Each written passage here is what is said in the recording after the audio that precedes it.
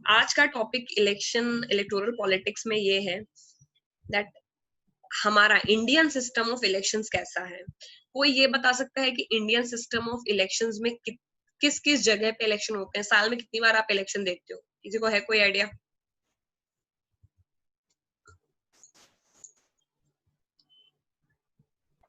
एक सेंट्रल का, एक स्टेट का।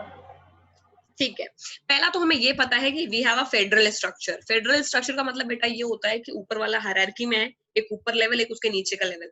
तो ऊपर का मतलब सेंट्रल इलेक्शन और नीचे मतलब स्टेट का इलेक्शन और फिर लोकल इलेक्शन। तो हमारे यहाँ होते हैं 3 तरह के इलेक्शन। पहले को हम बोलते हैं सेंट्रल इलेक्शन, जिसमें जो पार्लियामेंट के लिए जो जिसमें इलेक्शन लड़ा जाता है, एमपी यानी लोकसभा के लिए जिसमें इलेक्शन लड़ा जाता है, जिसके थ्रू हमारी सेंट्रल गवर्नमेंट बनती है, जो कि इस वक्त बीजेपी की है। फिर हमारे यहाँ स्टेट वाइज इलेक्शन होते हैं, जो कि हर एक स्टेट में 5 साल के बाद होते हैं। तो बहुत बार ऐसा होता है कि हर महीने किसी ना किसी जगह या हर 6 महीने में कोई ना कोई इलेक्शन चल ही रहा होता है। कभी महाराष्ट्र के इलेक्शन है, कभी पंजाब के इलेक्शन है, बिकॉज वी हैव 29 स्टेट्स और हर एक स्टेट में हर 5 साल में इलेक्शन होते हैं। ठीक है, तो इस तरह से मोर और लेस हर ईयर के हर पार्ट में कहीं ना कहीं किसी ना किसी स्टेट में इलेक्शन चल ही रहा होता है, उनको हम स्टेट इलेक्शन बोलते हैं। उसके अलावा स्टेट के अंदर जो थर्ड टियर ऑफ गवर्नमेंट है हमारी, उसको बोलते हैं पंचायती राज्य सिस्टम। तो पंचायती राज्य सिस्टम में ग्राम प्रधान का जो इलेक्शन होता है, सरपंच का जो इलेक्शन होता है, वो भी हमारे यहाँ इलेक्शन मशीनरी का ही पार्ट है। ठीक है, वो सेंट्रल इलेक्शन मशीनरी का पार्ट नहीं है, वो स्टेट इलेक्शन मशीनरी का पार्ट है, बट इलेक्शन तब भी होते हैं। तो तुम ये नहीं कोई भी सोचेगा कि इलेक्शन हमारे यहाँ केवल जब मोदी बीजेपी या कांग्रेस आती है तभी होता है, नहीं। इलेक्शन का सिंपल मतलब ये है कि लोकल से इंडिया ने क्या हुआ सबसे पहले आजादी, तुम्हें इलेक्शन समझने के लिए फेडरल स्ट्रक्चर बहुत समझना जरूरी है। अभी सबको आवाज एकदम क्लियर आ रही है क्योंकि मैं बहुत तेज बोल रही हूँ। तो फेडरल का मतलब ये है कि अगर हम नीचे से शुरू करते हैं, फॉर एग्जाम्पल प्रेजेंटली मैं कानपुर में हूँ, ठीक है, कानपुर में नगर निगम है, नगर निगम के चुनाव होते हैं, उसमें भी इलेक्शन होता है। ठीक है, उसके अलावा अगर मैं गांव में होती, कहीं किसी गांव में रह रही होती, तो वहां पर ग्राम पंचायत के इलेक्शन होते हैं, वो भी एक टाइप का इलेक्शन है। तो सबसे छोटी इकाई जहां से इलेक्शन शुरू होता है उसको हम पंचायती राज सिस्टम बोलते हैं। पंचायती राज सिस्टम क्यों? क्योंकि इंडिया लिव्स इन विलेजेस। तो कॉन्सेप्ट ये था कि इंडिया में मोस्टली लोग विलेजेस में रहते हैं, तो विलेज में सबसे पहले इलेक्शन होना चाहिए, उनमें से ग्राम प्रधान निकलता है, जो कि विलेज के जो इलेक्शन होते हैं, यानी जो डिस्ट्रिक्ट वाइज, भाई शहरों हमारे दो ही तरह जगह लोग रहते हैं, या तो लोग सिटी में रह रहे हैं या तो लोग गांव में रह रहे हैं। तो सिटी में तो जो नगर पालिका नगर निगम होते हैं, इनके अपने म्यूनिसिपल वार्ड होते हैं, इनके इलेक्शन होते हैं।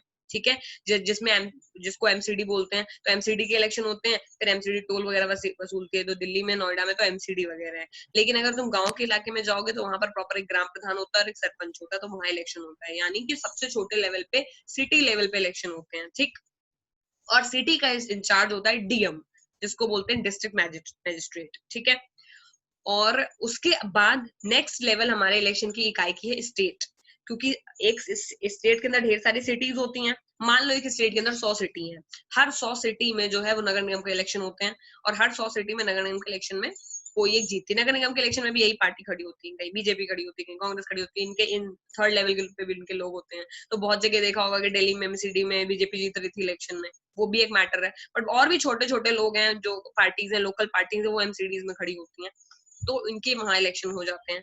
जब वो जीत जाते हैं इलेक्शन, तो वो सिटी का पूरा एडमिनिस्ट्रेशन देखते हैं। तो कोई ये नहीं सोचो कि सीएम अगर यूपी में है तो सीएम हर एक सिटी के अंदर जाके वहां का एडमिनिस्ट्रेशन देख रहे हैं ना।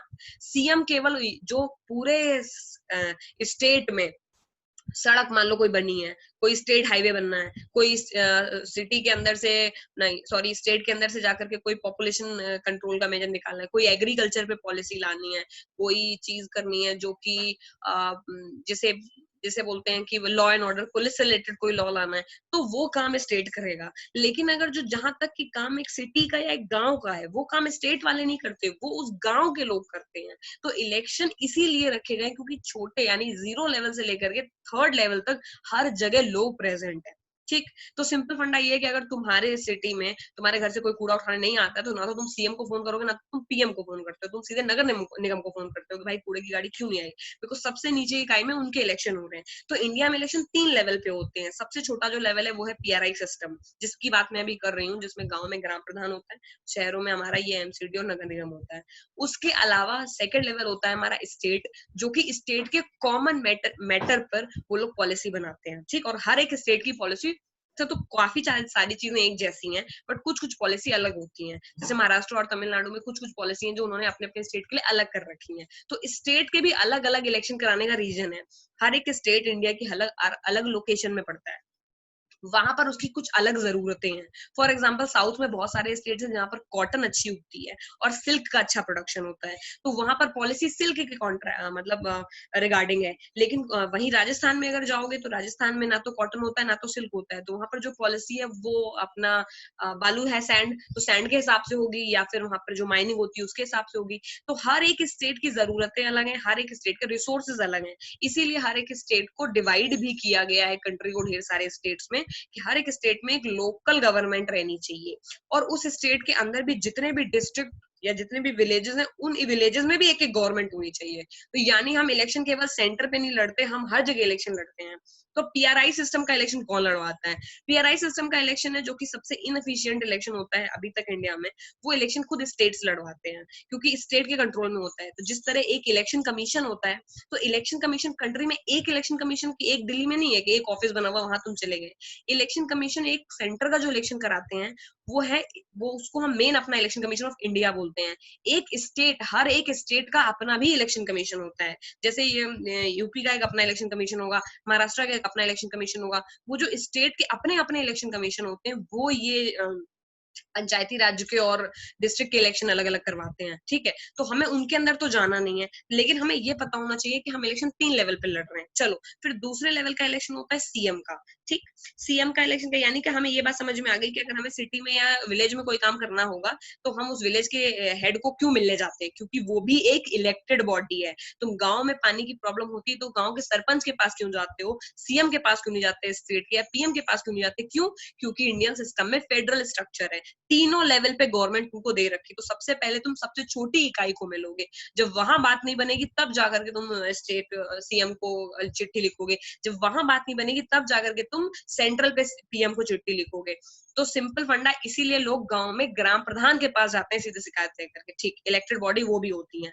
स्टेट में जो इलेक्शन होता है वो इलेक्शन खुद स्टेट इलेक्शन कमीशन नहीं करवाता, वरना वो धांधली करेगा, क्योंकि स्टेट का अपना इलेक्शन कमीशन, तो गवर्नमेंट का तो इलेक्शन कमीशन पे अच्छा खासा पकड़ होता है। तो स्टेट के जो इलेक्शन होते हैं, यानी जो यूपी के भी इलेक्शन होंगे जिसमें सीएम योगी आदित्यनाथ जीते थे पिछली बार, वो इलेक्शन कमीशन ऑफ इंडिया ही कराता है। यानी इलेक्शन कमीशन ऑफ इंडिया 2 तरह के इलेक्शन कराता है। एक वो इलेक्शन जो पार्लियामेंट जिससे बनती है, जिससे मोदी गवर्नमेंट बनी हुई, और बाकी हर एक स्टेट का इलेक्शन भी इलेक्शन कमीशन ही करवाता है। तो जो 2 बड़े इलेक्शन है, केवल पंचायती राज्य के इलेक्शन जो 3rd लेवल का टीयर जो मैं बता रही हूँ, ये नगर निगम और ग्राम पंचायत वाला, वो इलेक्शन कमीशन ऑफ इंडिया नहीं कराता, वो अपने अपने स्टेट का इलेक्शन कमीशन कराता है। बाकी election commission of India 2 election कराता है, तुम्हारे अभी के लिए कराता तो और भी है, बट तुम्हारे अभी के लिए वो 2 इलेक्शन कराता है। एक है सेंट्रल इलेक्शन जो हर 5 साल में होता है, लोकसभा का इलेक्शन जिसको बोलते हैं, और दूसरा होता है हर एक स्टेट का स्टेट असेंबली इलेक्शन, जो कि ऑलमोस्ट हर 6 महीने में किसी न किसी स्टेट का चल रहा होता है, ठीक। तो हमारी बॉडीज अब जब हम पढ़ना शुरू करेंगे तो हम ये बोलेंगे फॉर इलेक्शन, इन इलेक्शन, अभी हम क्या पढ़ रहे हैं, इलेक्शन सिस्टम ऑफ इंडिया। तो सबसे पहले तुम पढ़ोगे बॉडी, हु कंडक्ट्स इलेक्शन। तो तुम्हारे पास अभी 2 बॉडी तुमको पता है, एक है इलेक्शन कमीशन ऑफ इंडिया जो 2 तरह के इलेक्शन कराती है, जो कि हर एक स्टेट का असेंबली इलेक्शन कराती है, और दूसरा लोकसभा इलेक्शन कराती है। फिर तुम पढ़ोगे हर एक स्टेट का इंडिविजुअल इलेक्शन कमीशन जो वहां के पीआरआई सिस्टम का इलेक्शन कराता है। मैंने भी इतनी चीजें बताई। अब इलेक्शन होता कैसे है, ठीक। पहली चीज तो ये है कि जो लोकसभा का इलेक्शन होता है, तो लोकसभा का इलेक्शन 5 साल में एक बार होता है, ये बात सबको पता है, लेकिन मैं फिर से बता रही हूँ कि अब इलेक्शन होता कैसे है। तो जो इलेक्शन होता कैसे है उसमें सबसे ज्यादा इंपॉर्टेंट है लोकसभा का इलेक्शन, क्योंकि लोकसभा के इलेक्शन से हमारी बनती है सेंट्रल गवर्नमेंट। तो लोकसभा का इलेक्शन 5 साल में एक बार होता है। 5 साल में एक बार क्यों होता है?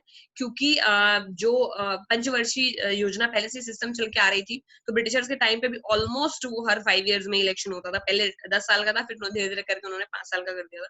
तो 5 साल का सिस्टम ये है कि 5 ईयर एक ऐसा टर्म माना जाता है जिसमें एक गवर्नमेंट अच्छा खासा काम कर सकती है। तो पंचवर्षीय योजना के हिसाब से 5 साल में उन्होंने इलेक्शन लेकर के आए थे। चलो ठीक। तो अब 5 साल में एक बार इलेक्शन होता है, और वो इलेक्शन कंडक्ट करने से पहले आपको क्या करना होता है? इलेक्शन कोई भी पार्टी जो कि नेशनल पार्टी है वो सेंट्रल इलेक्शन को लड़ सकती है, ठीक है। यानी कि वो पार्टी कोई भी जो recognized national level political party है वो अपना लीडर खड़ा कर सकती है। यानी कि तुम बोलो कि अगर मैं मैम इंडिपेंडेंट लड़ना चाहूँ एमपी का इलेक्शन, तो क्या मैं नहीं लड़ सकता?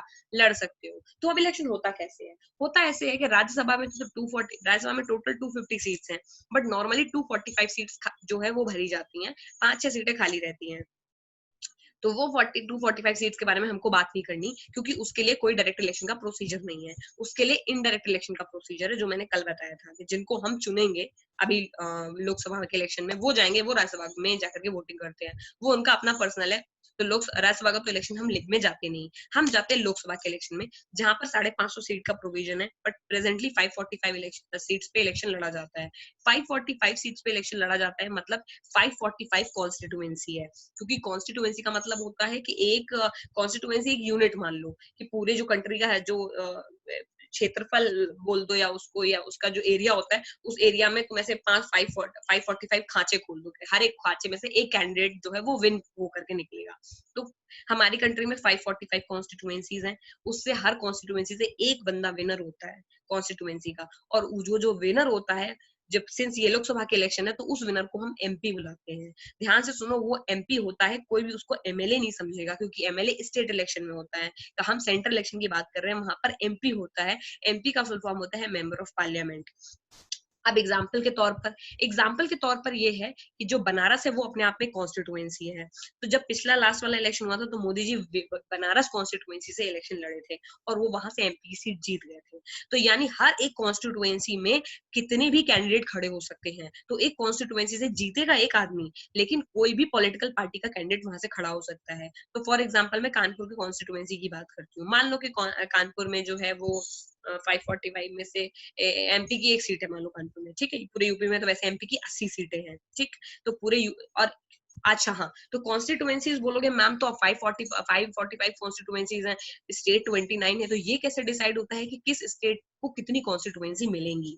ठीक है, सिंपल सा फंडा है। यूपी की पॉपुलेशन नियरली 20 करोड़ है, तो जितना बड़ा स्टेट होता है, जितना बड़ा स्टेट है, उसको उतनी ज्यादा कॉन्स्टिट्यूएंसी दी गई है, क्योंकि उतने ज्यादा लोगों को वहां रिप्रेजेंटेशन की जरूरत है। As simple as that. क्योंकि अगर 135 करोड़ में 20 करोड़ अकेले यूपी में रह रहे हैं, इसका मतलब ये है कि हमें यूपी में नियरली 1/5 सीट्स या 1/6 सीट्स तो देनी ही चाहिए। तो उसी तरीके से हमने 545 में से 80 सीट्स जो है वो यूपी को दे रखी हैं। तो पूरे यूपी में 80 कॉन्स्टिट्यूएंसीज हैं, अलग अलग जगह में। वो इलेक्शन कमीशन ऑफ इंडिया खुद डिमार्केट करता है। बोलो कॉन्स्टिट्यूएंसी बनाता फिर कौन है, कौन डिक्लेयर करता है? ये सारा काम इलेक्शन कमीशन ऑफ इंडिया ही करता है, क्योंकि जब वो पूरा का पूरा इलेक्शन वही कंडक्ट करा रहा है, तो वो स्टेट में जाता है, इस इलाके से इस इलाके तक एक कॉन्स्टिट्यूएंसी मानी जाएगी, यानी उस कॉन्स्टिट्यूएंसी के अंदर जितने लोग रह रहे हैं वो उसी कॉन्स्टिट्यूएंसी में जाकर के वोट करेंगे। किसी और कॉन्स्टिट्यूएंसी में जाकर के आप वोट नहीं कर सकते, ठीक। तो वो उसी कॉन्स्टिट्यूएंसी में वोट करेंगे। उस कॉन्स्टिट्यूएंसी में वोट करने के बाद में वोटों की गिनती की जाएगी उस कॉन्स्टिट्यूएंसी में। वरना फिर क्या होगा, तुम बोलोगे कि नहीं, अभी पड़ोस वाले कॉन्स्टिट्यूएंसी के भी हमारे में ऐड करो, तब तो मैं जीत रहा हूँ ना। तुम्हारे को एक लोकेशन दी है, इतनी लोकेशन, उस लोकेशन के अंदर जितने लोगों ने वोट किया है, उसमें तुम्हारे जितने ज्यादा है वो कैंडिडेट विनर होता है। तो कानपुर पूरे यूपी में 80 कॉन्स्टिट्यूएंसी है। पहली कॉन्स्टिट्यूएंसी जो है हमारी मोस्टली वो जो इम्पोर्टेंट कॉन्स्टिट्यूएंसी है उसमें यही है, जो महानगर है, कानपुर है, लखनऊ है।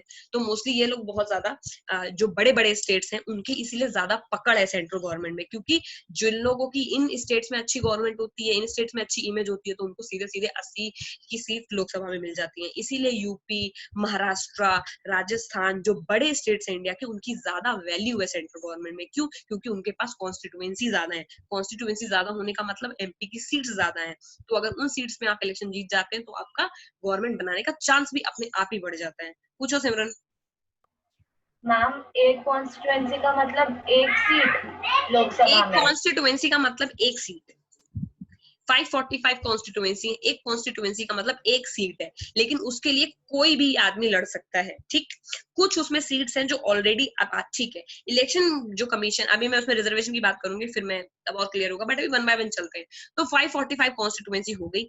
हर एक कॉन्स्टिट्यूएंसी में एक कांग्रेस का कैंडिडेट हमेशा अवेलेबल ही होता है, क्योंकि कांग्रेस भी नेशनल पार्टी है, बीजेपी का कैंडिडेट भी अवेलेबल होता ही है।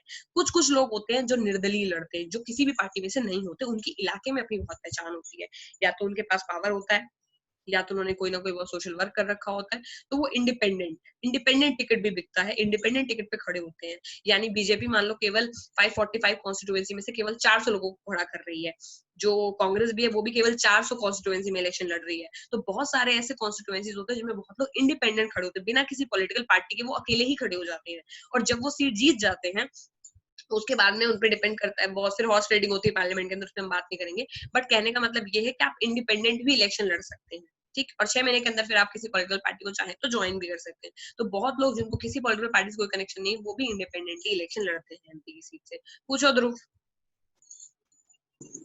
मैम मैम जैसे राहुल गांधी है, उसने मैम इलेक्शन लड़ा और मैम अगर वो इलेक्शन हार गया तो फिर मैम वो लोकसभा में मैम वो खड़ा नहीं हो सकता, मतलब कि मैम लोकसभा का वो एक कॉन्स्टिट्यूएंट नहीं बन सकता, नो, मतलब एक अगर party. no, you cannot become a member of a Lok Sabha. PM can be a member of either house, Lok Sabha or a Rajya Sabha, but a member of Lok Sabha is only a member of Lok Sabha जिसने constituency से election जीता है। For example BJP बहुत बड़ी party है, 545 constituency में election हुआ, BJP ने अपने सारे कैंडिडेट को खड़ा किया, बीजेपी के सारे कैंडिडेट जीत गए, लेकिन अकेले मोदी जी इलेक्शन हार गए। अब मोदी जी जो है वो एमपी नहीं है, क्योंकि वो एमपी का इलेक्शन हार चुके हैं, तो वो लोकसभा वो एमपी वैसे तो पार्लियामेंट मेंबर ऑफ पार्लियामेंट को कहा कह सकते हैं, अभी बताती हूँ कैच क्या है। बट मोदी जी एक तरह से ये समझो कि अपनी सीट हार गए, तो वो लोकसभा में नहीं बैठ सकते, ठीक, क्योंकि वो लोकसभा की सीट हार गए हैं। तो अब फंडा क्या है, लेकिन उनकी पार्टी उनको ही पीएम बनाना चाहती है। तो अब होगा क्या कि हमारे संविधान में एक प्रोविजन है कि अगर आप दोनों में किसी भी सदन के मेंबर नहीं है, जो कि मोदी के केस में भी वैलिड है क्योंकि वो लोकसभा की सीट तो हार चुके हैं और राज्यसभा में अभी उन्होंने कोई सीट उनको मिली नहीं, तो वो बन सकते PM. But with in 6 months, 6 महीने के अंदर अंदर आपको दोनों में से किसी एक सदन की सदस्यता चाहिए। तो सिंस वो लोकसभा की तो ऑलरेडी हार चुके हैं सीट को, तो इलेक्शन गवर्नमेंट ने मतलब आदमी लोगों ने हरा दिया उनको। लेकिन क्या होगा कि राज्यसभा का जो इंडायरेक्ट इलेक्शन होगा, राज्यसभा में भी पॉलिटिकल पार्टीज ही रहती हैं, तो उसमें क्या करेंगे कि बीजेपी के जो मेंबर होंगे वो लोग, बीजेपी के जो एमपी लोकसभा में बैठे हुए हैं, वो लोग जब राज्यसभा में वोटिंग करने जाएंगे तो वो किसके फेवर में वोटिंग कर देंगे? मोदी जी। मोदी जी के। और इस तरह से मोदी जी लोकसभा में नहीं मेंबर बन पाए, लेकिन राज्यसभा में वो मेंबर बन जाएंगे, क्योंकि राज्यसभा में इनडायरेक्ट इलेक्शन होता है, वोटिंग करने कौन जाता है? लोकसभा के मेंबर। लोकसभा के मेंबर। और लोकसभा में जो पार्टी मेजोरिटी में है वो अपने ही कैंडिडेट को तो जिताएगी राज्यसभा में। तो इसीलिए जो राज्यसभा है वो एक रिडंडेंट हाउस है, उसका कुछ ज्यादा मतलब नहीं है, लेकिन वो बहुत डिटेल की बात है। बट ये समझ लो मोटा मोटा कि अगर आप इलेक्शन हार भी गए, लेकिन अगर आपकी पार्टी मजबूत है, इसलिए इंडिया में इंडिविजुअल इलेक्शन कोई नहीं लड़ता। इंडिया में इलेक्शन का मतलब है पार्टी को जीतना। लोग वोट भी पार्टी के नाम पे देते हैं, हारते भी पार्टी के नाम पे और जीतते भी पार्टी के नाम पे हैं।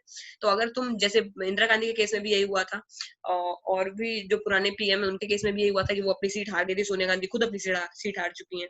तो इलेक्शन हार जाते हैं ये लोग सीट।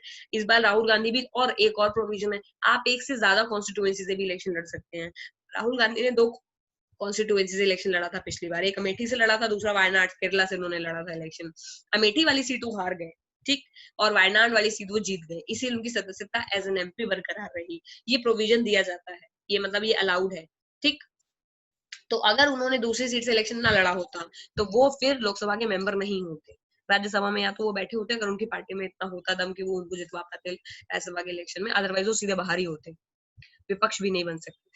तो एक ये प्रोविजन मोदी जी के केस में भी वैलिड है। उन्होंने भी जब इलेक्शन लड़ा था तो बनारस की सीट भी जीत गए थे, और पिछली बार इलेक्शन में दूसरी जगह लड़ा था वहां से भी जीत गए थे। तो हमने मोटा मोटा ये समझ लिया कि इलेक्शन कराता कौन है। फिर हमने ये समझ लिया कि कॉन्स्टिट्यूएंसीज में डिवाइडेड होता है, हर कॉन्स्टिट्यूएंसी से एक विनर होता है, लेकिन हर कॉन्स्टिट्यूएंसी में लड़ कितने भी नंबर ऑफ लोग सकते हैं, 4 या 5 लोग। अब बात आती है तो फिर इस सारे सिस्टम में रिजर्वेशन क्या है? रिजर्वेशन है आउट ऑफ 445 कॉन्स्टिट्यूएंसीज, कुछ कॉन्स्टिट्यूएंसीज जो हैं वो SC ST के लिए और OBC कैंडिडेट्स वगैरह के लिए रिजर्व रहती हैं, उनको रिजर्वेशन बोलते हैं। So we have a system of reservation in election too. तो आउट ऑफ 545 कॉन्स्टिट्यूएंसीज, कुछ कॉन्स्टिट्यूएंसीज में है जहां से केवल और केवल SC या ST कैंडिडेट या OBC कैंडिडेट ही इलेक्शन लड़ सकता है, ठीक। तो वहां उन जो पर्टिकुलर कॉन्स्टिट्यूएंसी रहेगी, वहां पर चाहे बीजेपी हो या कांग्रेस हो, उसको अपना जो रिजर्व कैटेगरी का बंदा है वो ही खड़ा करना पड़ेगा। फॉर एग्जांपल ये बोल दे कि इस वाली कॉन्स्टिट्यूएंसी रिजर्व लोगों के लिए है, ये जो है ये SC ST के लिए रिजर्व है ये कॉन्स्टिट्यूएंसी, तो बीजेपी को भी अपना वहां पर SC ST मेंबर खड़ा करना पड़ेगा, और जो रागा क्या नाम है यार, कांग्रेस को भी अपना अपना वही कैंडिडेट खड़ा करना पड़ेगा वहां पर, फिर वो जनरल कैंडिडेट को खड़ा नहीं कर सकते, और उन दोनों कैंडिडेट में जो जीतेगा वो विनर कहलाएगा। किसको समझ में आ गई ये बात कि कुछ कॉन्स्टिट्यूएंसी को हम उन्होंने आ रिजर्व कर जाएगी। दिया है, बाकी कॉन्स्टिट्यूएंसी से मैम अगर कोई भी वोट पार्टी में कोई भी इलेक्शन लड़ सकता है, लेकिन रिजर्व कॉन्स्टिट्यूएंसी जो है उससे केवल पर्टिकुलर कैटेगरी के पर्टिकुलर कास्ट के लोग ही वहां से इलेक्शन लड़ सकते हैं, और वो कास्ट के लोगों को कोई भी पार्टी खड़ा कर सकती है। हाँ निमेश पूछो। मैम अगर पार्टी में कोई SC या ST हुआ ही नहीं तो ना ना ना, तो इतना तो नहीं भी पता रहता, तो फिर वो सीट छोड़ देंगे, वो वहां से इलेक्शन नहीं लड़ सकते। फॉर एग्जाम्पल अगर ये है कि बीजेपी को सवर्ण सवर्ण सब लोग बहुत चिल्लाते हैं, अभी एक कॉन्स्टिट्यूएंसी है जहां पर केवल और केवल जो है वो SC ही कैंडिडेट अलाउ है वहां से सीट लड़ने को। बीजेपी का जो पूरा कैंडिडेट का लिस्ट होता है उसमें कोई ऐसी कैंडिडेट नहीं है, तो बीजेपी फिर वो वाली कॉन्स्टिट्यूएंसी से इलेक्शन नहीं लड़ेगी। बीजेपी को 545 कैंडिडेट थोड़ा ना खड़े करने हैं, उसको तो 300 सीट चाहिए, तो वो 400 सीट पे इलेक्शन लड़ेगी, तब भी 145 सीट वो छोड़ देगी। तो 145 कॉन्स्टिट्यूएंसी ऐसी रहेंगी ऑल ओवर इंडिया जहां से बीजेपी सीट इलेक्शन ही नहीं लड़ेगी, क्योंकि उसको मेजोरिटी तो केवल चाहिए 275, उतने में ही उसका काम हो जाना है। समझ रहे हो? Yes ma'am. ठीक है, तो रिजर्व जगहों से बहुत जगह पार्टीज होती हैं वो छोड़ देती हैं, और तो ये यहाँ तक की बात किस किस को समझ। हाँ सिमरन पूछो बेटा। मैम जहाँ पे इनडायरेक्ट इलेक्शंस होते हैं वहां पर भी रिजर्वेशंस होते हैं, जैसे कि जहाँ पर राज्यसभा इनडायरेक्ट और इलेक्शन होती है वहां पर भी रिजर्वेशन होती है। रिजर्वेशन का प्रोविजन हर सदन में है और हर जगह है, उसको आप नहीं रोक सकते। मैम मैम जो लास्ट लोकसभा इलेक्शन हुए थे उसमें तो मैम राहुल गांधी हार गया था मैम, फिर भी वो मैम लोकसभा में तो मैम रहता है मैम, मैंने देखा है। अभी अभी तो बताया, कहाँ भांग खा के लेटे थे। 2 सीट से इलेक्शन लड़ा था वो, वायनाड केरला और दूसरा अमेठी, दूसरे से जीत गया था वो। ऐसे मत बोलो उसको, मुझे दुख मैम होता है। सिर्फ मैम मैक्सिमम सिर्फ 2 ही जगह से या फिर तीसरी मैक्सिमम 2, चौथी से भी लड़ सकते हैं? मैक्सिमम 2 ऐसा है। अच्छा 545 से नहीं लड़ सकते, मैक्सिमम 2 जगह से लड़ सकते हैं। तो राहुल गांधी 2 जगह से इलेक्शन लड़ा था, एक से जीत गया था, एक से हार गया था, और वो भी किसी ने उसको एडवाइस दी थी, तो शायद सैम पेट्रोदा ने दी थी, किसने तो दी थी। तो बाद में बहुत मीम्स भी चल रहे थे कि उसने उसको बचा लिया। अगर उसको वो एडवाइस न देता कि तुम केरला से भी इलेक्शन लड़ लो, क्योंकि केरला में मुस्लिम मेजोरिटी है और मुस्लिम जो है वो बहुत ज्यादा कांग्रेस को फेवर करती है, तो उन्होंने राहुल गांधी को वहां से इलेक्शन जिता दिया था। बट बाई चांस वो हमेशा से केवल अमेठी से इलेक्शन जीता है, और हमेशा ही अमेठी से वो इलेक्शन जीतते आया है, तो कभी जरूरत नहीं पड़ी कांग्रेस को 2 सीट लड़ने की। पर पहली बार ऐसा मौका पड़ा है कि अमेठी मतलब मेन सेंटर होता है, जैसे एक मेन सेंटर सीट होती है, जैसे बिहार में जो लालू का गांव है वो उसका मेन गढ़ है, ठीक है। बीजेपी में मोदी जी का जो बनारस है वो गढ़ है, तो वहां से अगर आप सीट हार जाते हो तो वो बहुत बड़ी बात होती है। कभी कांग्रेस वहां अमेठी से सीट हारी नहीं इतने सालों में, हमेशा जीतती थी, हमेशा जीतती थी। तो सबको पता था कि कोई भी सीट मिले या ना मिले अमेठी की सीट तो मिल ही जाएगी, लेकिन इस बार वो सीट चली गई उनसे। तो बाई चांस की बात है कि किसी ने उसको एडवाइस कर दिया, तो उसने दूसरी सीट जो थी वो साउथ में केरला से चूज कर लिया, वहां से वो जीत चुका था। अगर वहां से हार जाता तो मतलब बहुत ज्यादा ही बेइज्जती हो जाती फिर तो, क्योंकि एक मिनिमम नंबर ऑफ सीट्स जो होते हैं वो अगर आपको नहीं मिला तो फिर उसको जमानत जब्त हो जाती है, कुछ मिनिमम मनी होता है जो लोग लेते हैं फिर वो जब्त कर लेते हैं, वो अपना सिस्टम है, वो उसके अंदर इतना डिटेल में जाने का जरूरत नहीं है। लेकिन फिलहाल Rahul Gandhi is a respected member of parliament, क्योंकि वो इलेक्शन जीता है। वो ये नहीं मैम कहेगा कि हराया हाँ, किसने था अमेठी में? अमेठी में तो ये जीती है ना स्मृति ईरानी। ओह, स्मृति ईरानी तो अमेठी में से इलेक्शन जीती है, जो पहले एजुकेशन मिनिस्टर थी। ओके, तो ये तो हम यहाँ तक पहुंच गए कॉन्स्टिट्यूएंसी वाला। ठीक, अब अब जो लोग जीत जाते हैं उनको हम बोलते हैं मेंबर ऑफ पार्लियामेंट ना। These member of parliament they go to the Lok Sabha, जीते हुए लोग, और लोकसभा के में जाकर के ये लोग बैठते हैं। अब लोकसभा में 545 लोग गए हैं, 545 लोग में से कुछ लोग जो होंगे मेजोरिटी, मान लो 545 में से 300 लोग बीजेपी के हैं, तभी तो बीजेपी अपनी सरकार बना रही है, क्योंकि उसके पास मेजोरिटी लोग जीत गए हैं लोकसभा में, ठीक। तो वो उतने लोगों को जो है वो इन 300 लोगों को मौका दिया जाएगा, और इन 300 लोगों से ये पूछा जाएगा कि आपको किसको पीएम बनाना है, समझ गए। तो पीएम का हम इलेक्शन नहीं करते, 300 एमपीज को ले जाते हैं और फिर उनसे हम बोलते हैं कि आप बताइए कि आपको किसको इलेक्शन लड़ते हैं। इन जनरल ये प्रोसीजर है कि उनका जो पीएम का कैंडिडेट होता है वो इलेक्शन से पहले ही अनाउंस्ड होता है। जैसे जो बीजेपी के केस में सबको ऑलरेडी पता था कि अगर बीजेपी इलेक्शन जीतती है तो उनका पीएम कैंडिडेट जो है वो मोदी जी है। बहुत बार ऐसा होता है कि पार्टी पीएम कैंडिडेट को चाहे तो ना भी डिक्लेयर करे और एंड में चेंज कर दे, जैसे मनमोहन सिंह के केस में सोनिया गांधी ने किया था। जब 2008 में यूपीए इलेक्शन जीती थी तो उन्होंने अपना पीएम कैंडिडेट बताया नहीं था, ठीक है। और 2004 में भी उन्होंने यही किया था। फिर अचानक से कांग्रेस जीत गई थी तो लास्ट में उन्होंने क्या किया था, मनमोहन सिंह को उन्होंने सीधे पीएम बना दिया था। तो आप चाहो तो अपना कैंडिडेट आप डिक्लेयर कर दो पहले ही, सबको पता रहेगा इंडिया में कौन बनने वाला है, वरना फिर लोग अंधी चुकी लगाते रहेंगे कि भाई बनेगा तो बनेगा, वरना कांग्रेस का जो मन आएगा वो उसे बनाएंगे। मान लो 300 लोगों ने मिलकर के ये बोला कि हमें मोदी जी को बनाना है पीएम, तो वो 300 लोग अपना विश्वास पत्र लिख करके देंगे कि हमें मोदी जी के ऊपर भरोसा है कि वो सिस्टम को अच्छे से चलाएंगे, हमें हमारे हमारे संविधान के जितने भी प्रिंसिपल हैं उनको अपहोल्ड करेंगे। तो now Modi ji will take the oath of PM, ठीक है। पीएम की ओथ जो होती है उसको एडमिनिस्टर करता है प्रेसिडेंट, इसलिए प्रेसिडेंट को हेड ऑफ द स्टेट बोलते हैं, क्योंकि प्रेसिडेंट एक निष्पक्ष होता है, किसी पार्टी से बिलोंग नहीं करता, क्योंकि प्रेसिडेंट का खुद का इलेक्शन इनडायरेक्ट होता है, ठीक। वो उसके बारे में कभी डिटेल में बात करेंगे, बट ये समझ लो प्रेसिडेंट किसी पॉलिटिकल पार्टी का नहीं होता है, उसी तरह गवर्नर भी किसी पॉलिटिकल पार्टी का नहीं होता है। तो सिंस प्रेसिडेंट की जो ऑफिस है उसका बहुत रेपुटेशन है, जो इंडिया में जो मशीनरी है, जिस मशीनरी की बात हम करते हैं, इंडिया की पार्लियामेंट्री सिस्टम की बात कर लें, पार्लियामेंट्री सिस्टम में 3 ऑफिस है। First office is Lok Sabha, second office is Rajya Sabha, third office is office of president. तो ऐसा नहीं है कि पार्लियामेंट्री सिस्टम में केवल लोकसभा और राज्यसभा को ही हम सेंट्रल पार्लियामेंट बोलते हैं। पार्लियामेंट्री सिस्टम का मतलब होता है कि Lok Sabha plus Rajya Sabha plus president. Office of president भी उसका एक पार्ट है, और ऑफिस ऑफ प्रेसिडेंट बहुत ही वेल रेप्यूटेटेड ऑफिस है, क्योंकि उसमें बहुत ही ज्यादा पढ़े लिखे आदमी को बिठाया जाता है, और बहुत उसमें विपक्ष और जो प्रेजेंटली गवर्न कर रहे होते हैं जैसे कांग्रेस और बीजेपी, इन सारे लोगों से, मतलब ये सारे ही सिंस एमपी जाते हैं उस इलेक्शन में पार्टिसिपेट करने, ठीक है, सब लोग देते हैं वोट अपना। तो ये बिल्कुल भी निष्पक्ष तरीके से इनको चुना जाता है, क्योंकि सारे एमपी लोगों में जिनका मेजोरिटी मिल जाता है, जिस बंदे को इस बार रामनाथ कोविंद को मिल गई थी तो उनको गदा बना दिया गया था, उसके पहले एपीजे अब्दुल कलाम को बना दिया गया था। उनको जो रेस्पेक्टेड पोजीशन है, ना तो वो किसी पॉलिटिकल पार्टी को बिलोंग करता होता है, लिमिटेड पावर है प्रेसिडेंट के पास में, तो प्रेसिडेंट का काम फिर क्या है, तो वो ऐसी जगहों पर ही काम आता है। तो जब पीएम का ओथ होता है, जब वो ये लेते हैं शपथ की मैं फला फला फला और भारत के संविधान की रक्षा करूंगा, ये करूंगा वो करूंगा, प्रेसिडेंट ही उनको वो दिलवाते हैं, ठीक। तो प्रेसिडेंट के ऑफिस बारे में हम कभी अलग बात करेंगे, बट अभी हमें मशीनरी सिस्टम में ये पता चल गया है कि कौन कौन सा जो ऑफिस का जो इलेक्शन है वो इनडायरेक्ट होता है। तो प्रेसिडेंट का इनडायरेक्ट होता है, इसमें हमारे एमपी लोग जाते हैं जिनको हम चुन के भेजते हैं, उसी तरह एमपी लोग राज्यसभा में भी जाते हैं कूद कूद के, वहां के लोगों का भी इनडायरेक्ट होता है। तो मेन जो सदन बचा हमारा, जिसके लिए पूरा मारकाट चलता रहता है 500 साल, वो है लोकसभा। इसमें 545 सीट्स होती हैं, और लोकसभा में जो सबसे बड़ी पार्टी होती है उसका लीडर बनता है पीएम। अब कैच यहाँ पर ये है कि मान लो 300 लोगों ने बोला है कि मेरे को पीएम मोदी पे भरोसा है, ये पीएम बनेगा, लेकिन पीएम मोदी अपनी सीट हार गए, तब क्या होगा?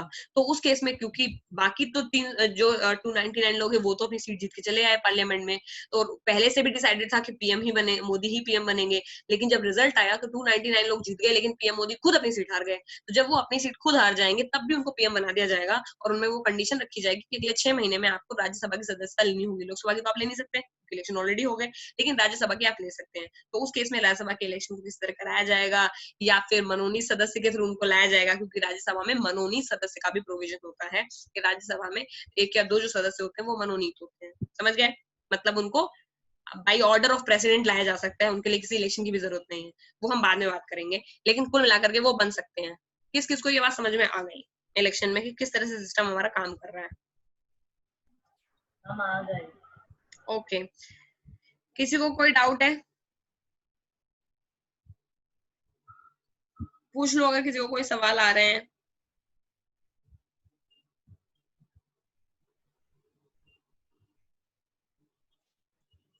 वन सेकेंड, यहाँ तक तो हम आ गए, ठीक। तो अब जब सेंटर के इलेक्शन हो गए, सेंटर में जो गवर्नमेंट बन गई वो हमारी एक पेरेंटल गवर्नमेंट है, वो पूरी कंट्री में जो भी चीज होगी उसको वो देखेगी, ठीक।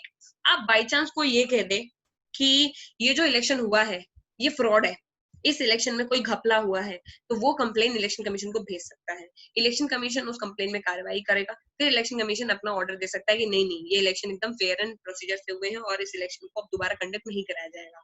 सो कहने का मतलब ये है कि in case of a theft, in case of a corruption in election procedure, in case of unfair means, election commission जो है वो इलेक्शन के रिजल्ट को रद्द भी कर सकता है और इलेक्शन को दोबारा भी करा सकता है। तो इलेक्शन कमीशन के पास इतनी पावर है कि वो इलेक्शन पहले कराए, फिर उसको अगर ये लगे कि ये इलेक्शन सही तरीके से कंडक्ट नहीं कराया गया है तो वो इलेक्शन को कैंसिल भी कर सकता है और दोबारा से भी इलेक्शन को वो करवा सकता है। हाँ पूछो प्रथम। मैम हम इलेक्शन कमेटी को हम पैसे नहीं खिला सकते, मतलब ये नहीं बोल सकते कि अगर इलेक्शन में घपला हुआ तो हम उसको भी पैसे खिला के ये बोलें कि वो हमारा ही फेवर ले। नहीं, इलेक्शन कमीशन को घपला करना इतना आसान नहीं है, ऑल्दो बहुत अंडर द टेबल लेवल पे चलता होगा, तो I don't know because I am nobody to comment on it. सुनी सुनाई बातों पे क्या कहना, बट इन जनरल बात ये है कि सिंस इलेक्शन कमीशन का जो इलेक्शन कमिश्नर होता है, वो जिस कमेटी से जो कमेटी इलेक्शन कमिश्नर को अपॉइंट करती है, उस कमेटी में गवर्नमेंट का भी मेंबर रहता है, जो प्रेजेंट गवर्नमेंट गवर्न कर रही है यानी बीजेपी का, और ऑपोजिशन का भी मेंबर रहता है यानी कांग्रेस का भी। तो ये प्रॉपर बनाया गया है ऐसा सिस्टम जिसमें कि ऑपोजिशन भी बैठा रहे, गवर्निंग भी बैठी रहे, फिर भी जो पावर में रहता है वो कोई ना कोई तरीका निकाल करके घपलेबाजी करते हैं। बट अभी तक 2 ऑफिस इंडिया में एकदम ठीक ठाक काम कर रहे हैं, एक इलेक्शन कमीशन और दूसरा यूपीएससी। हाँ पूछो अनिमेश। Okay ma'am. मैम आपने बोला था कि हेड जो होता है इलेक्शन कमीशन का, वो जो गवर्नमेंट बनाता है वो बैठाता है, हाँ है ना मैम? हाँ। तो मैम जैसे एक पार्टी है उसने बना ली गवर्नमेंट और एक को बना दिया, फिर मैम अगली बार उसको लग रहा था कि वो हार जाएगी क्योंकि उसने कुछ काम नहीं किया, फिर मैम उसने वोट्स खरीद लिए। कहाँ से? और मैम मैम मतलब लोगों को पैसे बांट के, मैम ऐसे लोगों को पैसे बांट के वोट मिल जाते हैं? अच्छा ठीक है, मान लो खरीद लिए, फिर मैम अगर मैम ऐसे खरीद लिए वोट्स, तो उसके बाद जो है मैम, और इलेक्शन मतलब घपला हुआ फाइनली, तो मैम वो जो इलेक्शन कमीशन के हेड को बोल दिया कि इस बात को तुम मत वो मतलब इग्नोर कर देना, हम अगर अगली बार सरकार बनाएंगे तो तुम्हें ही वहां पे बैठा देंगे। तो मैम ये हो नहीं सकता मैम। हो सकता है मैम, ये तो गलत हो गया। हो सकता है, होता भी होगा, लेकिन फंडा क्या है देखो, ये समझो। फंडा ये है कि ये कैची है, ऑफिस भी कैची है। तो इलेक्शन कमिश्नर जो होता है उसमें एक मेन हेड होता है जिसको बोलते हैं, इलेक्शन कमीशन एक ही बॉडी है लेकिन आजकल 3 इलेक्शन कमिश्नर होते हैं, तीनों की पोजीशन एकदम इक्वल मानी जाती है। ठीक, जो पहला इलेक्शन कमिश्नर होता है, जो मेन इलेक्शन कमिश्नर है, वो उसका head and seal and sign सबसे ज्यादा इंपॉर्टेंट होते हैं। लेकिन ऐसा नहीं कि इलेक्शन कमिश्नर को आज बैठाया और हटा दिया। इलेक्शन कमिश्नर जो अपॉइंट होगा उसका भी कुछ अपॉइंटिंग क्राइटेरिया होता है कि सो एंड सो क्वालिफिकेशन होनी चाहिए, 4 साल के लिए इसको अपॉइंट किया जाएगा, 5 साल के लिए इसको अपॉइंट किया जाएगा, 5 साल से पहले जो है आप इसे हटा नहीं सकते। अब सिंस इंडिया में जो सिस्टम ऑफ इलेक्शन होता है वो 5 साल में होता है, तो इलेक्शन कमीशन का खुद का कार्यकाल 6 साल का होता है, एक इलेक्शन को कंडक्ट कराना होता है पूरा। तो जो इलेक्शन कमीशन को तुमने आज अपॉइंट करा है, 6वीं साल में भी वो वही रहेगा। अगर तुम्हें उसे हटाना है तो उसके लिए बहुत सारी जवाबदेही लगेगी। कोई भी गवर्नमेंट इतनी जवाबदेही करती नहीं क्योंकि आजकल सारी चीजें मीडिया में आ जाती हैं। तो तुम आज बन गए हो, आज तुम इलेक्शन जीत के आए हो और तुमने इलेक्शन कमीशन का हेड अपॉइंट कर दिया है, 5 साल में तुमने अगर कोई काम नहीं करा तो तुम ऐसे ही राह चलते इलेक्शन कमीशन को चेंज नहीं कर सकते। लेकिन बहुत बार ऐसा होता है कि जो नया इलेक्शन कमिश्नर आता है उसको भी लोग पैसे दे देते हैं, पुराने इलेक्शन कमिश्नर का नए इलेक्शन कमिश्नर से कोई रिश्ता है या बहुत अच्छी गहरी दोस्ती यारी है, या तुमको नहीं बिठाया तुम्हारे भाई को बिठा दिया है, तो और भी इनडायरेक्ट मीन्स होते हैं उनको अपनी तरफ करने के। जरूरी नहीं है कि एक ही ऑफिस में अपने मन के ही बंदे को बिठाया जाए, पैसा देकर किसी और के थ्रू भी काम कराया जा सकता है। तो ये कोशिश लोग करते होंगे, बट सबसे लेस करप्ट बॉडी अभी तक इलेक्शन कमीशन है, क्योंकि सबसे सही कंडक्ट अभी तक इलेक्शन करवाती आई है इलेक्शन कमीशन। मैम जरूरी थोड़ी ना है कि जरूरी अगर नहीं हम है, अच्छा जरूरी तो कुछ भी नहीं है। नहीं मैम, मैं ये कह रहा हूँ कि जरूरी ये थोड़ी ना है कि ये जो 6 साल है इस तक कोई नहीं हटा सकता, तो करप्शन हो ही नहीं सकता। मैम वो कह देंगे, मतलब उसे खुद लगेगा कि अगर दूसरी पार्टी आई तो मुझे भगा देगी क्योंकि इन दोनों पार्टियों में लड़ाई चल रही थी। कैसे? क्योंकि इलेक्शन लड़ने का इंडिया में एक प्रोसीजर है ना, मजाक थोड़ी ना चल रहा है। पता है कि कैंडिडेट लिस्ट होती है, सबको पता है कि ईवीएम होता है, ईवीएम को कोई हैक नहीं कर सकता है। तो इलेक्शन में कौन से करप्शन की तुम बात कर रहे हो? अनलेस और अनटिल तुम ये कहो कि ईवीएम मशीन जिस पर वोट दिया जाता है वो हैकेबल है, तब तक वोट सारे ट्रांसपेरेंट ही माने जाएंगे। और इस बार लोग वही कह रहे थे इलेक्शन में, जब बीजेपी जीत गई थी, कि इलेक्शन में ईवीएम ही हैक कर लिया बीजेपी ने, क्योंकि ईवीएम हैक करने के अलावा और कोई प्रॉस्पेक्ट। तुम बोल रहे हो इलेक्शन कमीशन को पैसे मान लो तुमने खिला भी दिए, लेकिन इलेक्शन कमीशन के हाथ में थोड़ी ना है वोट दे देना, वो थोड़ी ना वोट देगा तुमको। वो हाथ से हाथ क्या कर सकते हैं, तुमको तब भी उसको कॉन्स्टिट्यूएंसी बनानी पड़ेगी, हर कॉन्स्टिट्यूएंसी में उसको इलेक्शन लड़वाना ही पड़ेगा, क्योंकि वो एक प्रोसीजर है। प्रोसीजर तो उनको इलेक्शन का फॉलो करना ही पड़ेगा, समझ रहे हो फंडा? अब वहां पे ये बात भले ही हो जाए कि वो जिस कॉन्स्टिट्यूएंसी में इलेक्शन कमीशन इतना बड़ा घोटाला कर दे कि वो ईवीएम में कोई सॉफ्टवेयर में अपलोड कर दे जिसके थ्रू तुम वोट किसी को भी डालो और बीजेपी को चला जाए, तब वो तुम जो बोल रहे हो वो बात ठीक है। लेकिन एक आउट ऑफ प्रोसीजर जाकर के इलेक्शन कमीशन को कितना भी पैसा खिला दिया जाए, वो बीजेपी को विनर थोड़ी ना डिक्लेयर कर सकती है। वो एक तरीका है, वही फॉलो करेगी। बीच बीच में जो थोड़े बहुत घपले होंगे कि मान लो किसी जंगल में कोई इलाका है जहाँ पे कोई वोट देने जाता ही नहीं है, इलेक्शन कमीशन ने उसे भी एक कॉन्स्टिट्यूएंसी बना दिया, या फिर कॉन्स्टिट्यूएंसी में ही घपला कर दिया, पुरानी जो कॉन्स्टिट्यूएंसी थी उनको चेंज करके नई कॉन्स्टिट्यूएंसी बना दिया, और कॉन्स्टिट्यूएंसी में उन्होंने वोट परसेंटेज देख लिया कि कहाँ पर हिंदू ज्यादा है, कहाँ पर मुस्लिम ज्यादा है, कहाँ पे सवर्ण ज्यादा है, तो ये सब चलता ही है, करप्शन किधर नहीं चलता, हर मैम जगह जो चलता मैं है। कह रहा हूँ मैम, वो तो जो वोट खरीदना और ये सब मैम राज्यसभा के इलेक्शंस के बारे में है। वो तो खरीदते ही है, वो तो कैमरे पे कैप्चर हो जाते हैं खरीदते खरीदते, वो तो करते ही है वो। इसी चक्कर में तो बीजेपी वो कांग्रेस अपने विधायक लिए रिजॉर्ट में घूम रही है 5-6 सालों से। 1 मिनट है। हाँ, तो रिजॉइन करना है सबको, तो ये तो होता ही है, राज्यसभा की सीट्स में हॉर्स ट्रेडिंग बहुत चलती है, वो होता ही है, इसीलिए